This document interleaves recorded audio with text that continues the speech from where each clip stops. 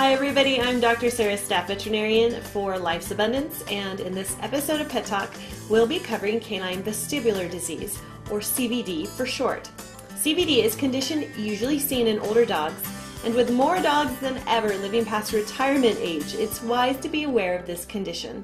Of all the conditions that veterinarians regularly encounter, there are few that can really scare the pants off of pet parents like canine vestibular disease. Fortunately, even though the symptoms can be striking, CVD is generally not a serious long-term problem. The onset of symptoms of CVD is usually rapid and quite dramatic. Dogs who develop CVD usually exhibit some or all of the following symptoms: a sudden loss of balance, a persistent tilt of their head to one side, like they are looking at you inquisitively or listening to some distant sound.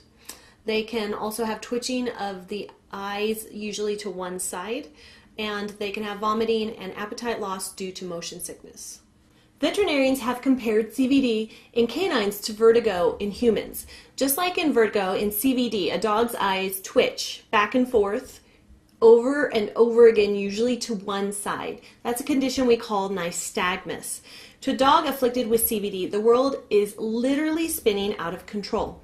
Have you ever made yourself dizzy by turning around in a circle for 20 seconds or so? You'll recall that the initial spinning feeling slowly fades away after a few seconds of stopping. But for a dog suffering from CVD, the spinning sensation can last for days. The symptoms of CVD can be so dramatic, so frightening, that many pet parents actually fear for their dogs' lives and rush them off to the nearest veterinary hospital.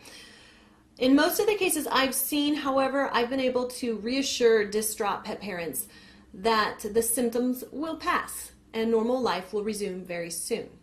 The treatment for CVD is usually supportive in nature. Most canines can be treated at home with motion sickness medication, feeding by hand, loads of TLC, and tincture of thyme. But if a dog is vomiting repeatedly or already in a medically fragile state, hospitalization and intravenous fluid therapy may be indicated. We have yet to determine the cause or causes of CVD. Current causal explanations range from mini strokes to acute inner ear inflammation.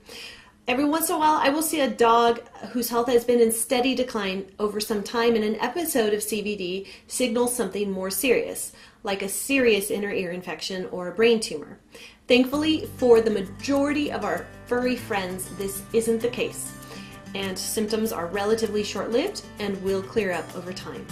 Of course, if you think your dog might have CVD, you should always take them in to see your local veterinarian for an examination. Thank you so much for watching, and please check back next month for another episode of Pet Talk with Dr. Sarah.